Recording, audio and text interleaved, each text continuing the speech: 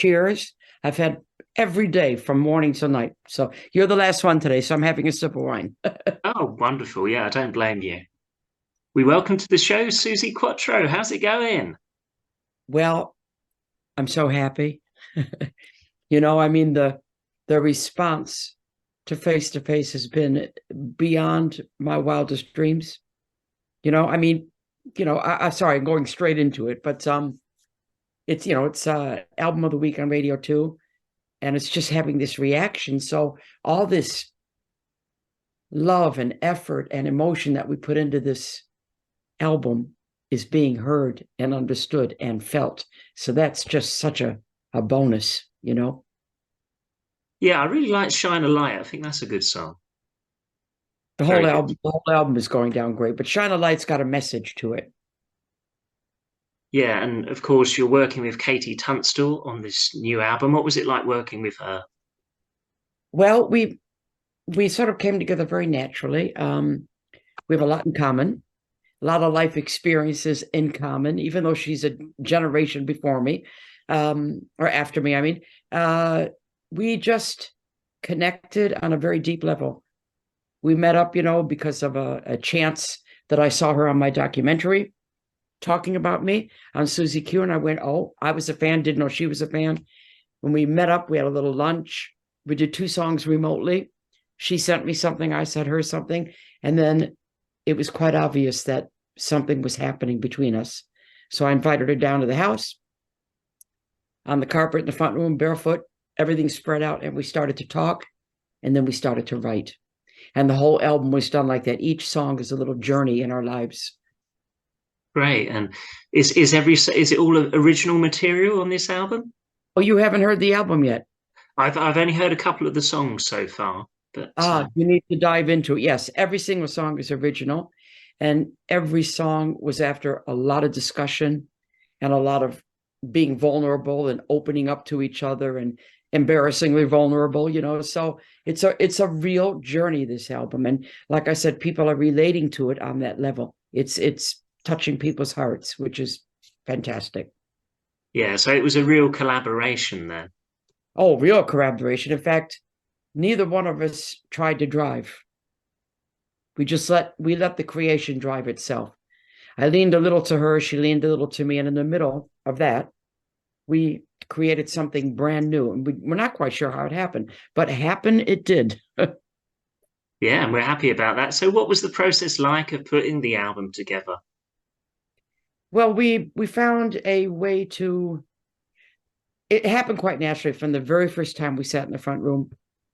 We were talking about truth and how truth can be a weapon in some people's hands, but how we would like truth as our weapon. And this became a big philosophical discussion. And that was the song we wrote together. The first one, Truth is My Weapon, which I believe is coming out now after Shine a Light. And this set a precedence where we would sit and start talking about something, blah, blah, blah. And all of a sudden we're on a subject and we knew it, and our antenna goes up, and we're being songwriters together, and we would talk at length about something, and then at some key moment, we both feel it. I'd pick up my bass, she'd pick up her guitar, and there was a song in front of us. Quite magical, really creation at its best. Is it with you? Is it always the melody first when you're writing a song, or do the lyrics come Yes, first? Or you can't say it. You can't say it. But just for me, it's kind of it'll be a line or a title for me.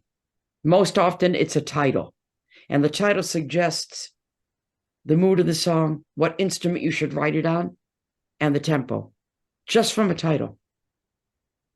yeah, so I suppose that gives you something to build on, the name of the song, what you're aiming to go for. Yeah, Yeah, you just got to let it flow. I always say songwriting is like taking down dictation. You're just listening to the cosmos, as corny as that sounds, but you are. You're tuned into it. You're just like, sometimes I'll be sitting at the piano, I'm looking for a line, and it just flies in. You just go, you don't know who you're saying it to, but you go, thank you. I don't know. It is. It's quite magical. Creation is magical.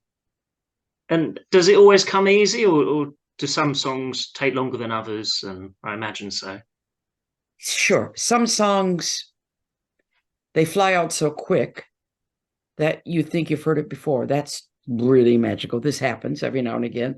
Um, Other songs that maybe are difficult emotionally, maybe you're skirting around it, and then you finally go, wait a minute, why am I going sideways when I need to go right on the money here? So something like that can take a bit of time. Um, but it shouldn't be difficult. If it's difficult, it's not working. And you got to know as a songwriter when to say, okay, good start, but let's let it go. It's just not working. Like a relationship, we met great, but it's not working. So I love all your gold discs on the wall. Of course, you've sold over 50 million records worldwide. I mean, do you have to pinch 55, yourselves?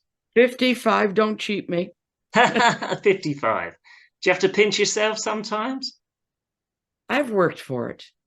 I've worked for it, but what I have to pinch myself about is that I've been allowed to be successful at my chosen profession for so many years, and that I'm still enjoying it so much, as you can see by my face. So yeah, I'm lucky in that way, that I hate the word luck, but I'm lucky that I've been allowed to do this for so long.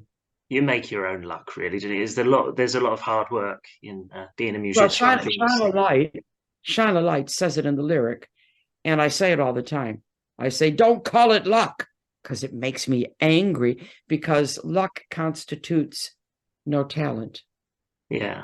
Yes, you need luck as well, but if you don't have the talent to begin with, all the luck in the world, you're not going to make it. No, because no one will buy your records. So it is luck, but you got to have the talent first. And that line says in China, like, don't call it luck. That's not its name. And when we were doing the vocals, KT went, that's your lie. And I said, yes, I know it is. And I punched it. Great. And of course, while you're on, we have to talk about some of your classic songs as well. In 1973, you had a number one in the UK with Can the Can. What are your memories of that time? Oh, when you get the phone call, I got it at 8 o'clock in the morning from Mickey Most. He's passed away for a long time now. And he said to me, you've got a gig tonight in Bristol. I said, yes, I do. He said, okay, you might have to fly there. I didn't like to fly at this point. I said, why? And he dragged it out. He said, well, because you're probably going to be doing Top of the Pops because you're number one. And while we're on that, I've got to tell you this because it's important. It's 50 years since Can the Can was number one. And I'm doing 5 big gigs in the UK in November to celebrate the 50 years. November the 12th, Cardiff, St. David's Hall, 13th, Brighton Dome, 15th, London Palladium, 16th, Wolverhampton, the halls at the Civic, 18th, Manchester Bridgewater Hall. So I've done that now. I've done my job. Brilliant. So a big celebration of Can the Can then, really, and all your years in the business.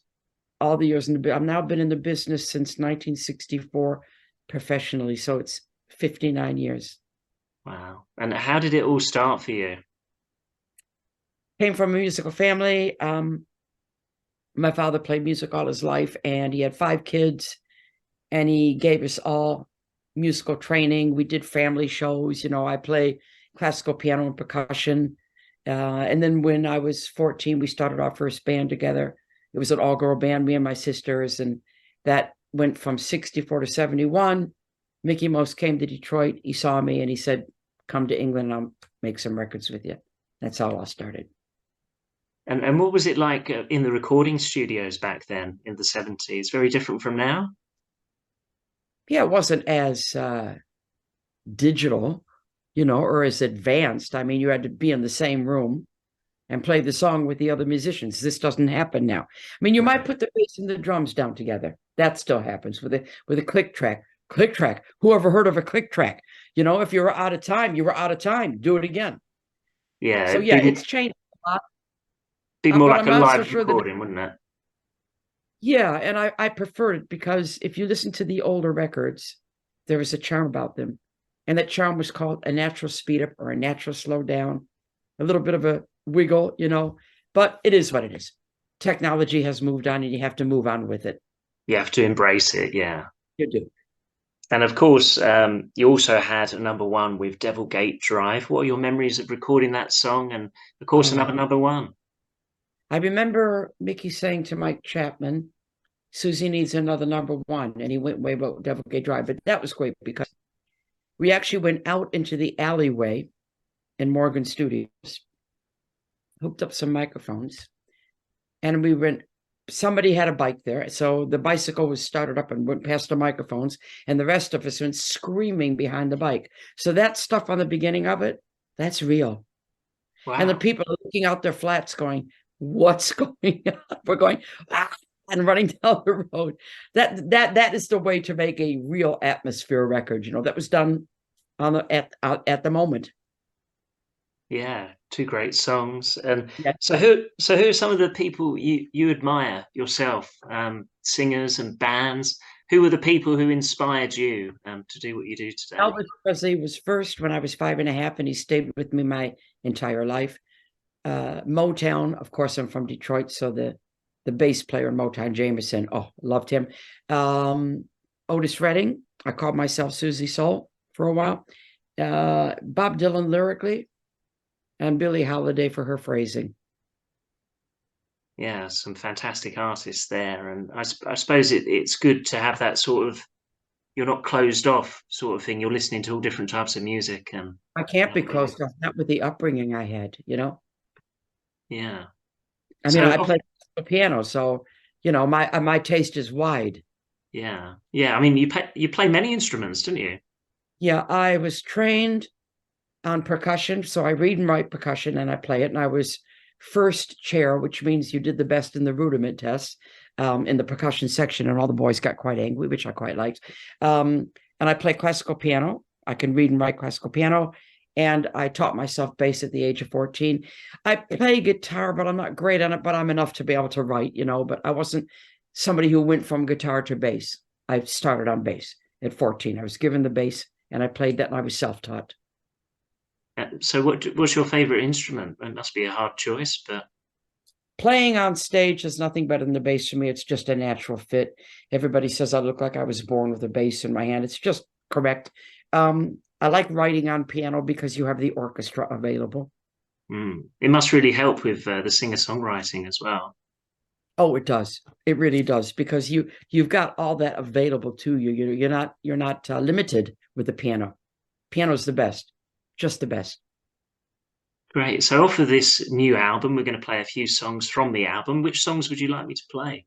Oh my God. Well, Shine a Light for sure. That was the first single to come out. And if you haven't seen the video, you must see the video and listen to the rest of the album. Truth is My Weapon, I think, is hot on the heels of Shine a Light. And I'm going to say Overload because I think it might be coming after that, but I want to say KT's favorite.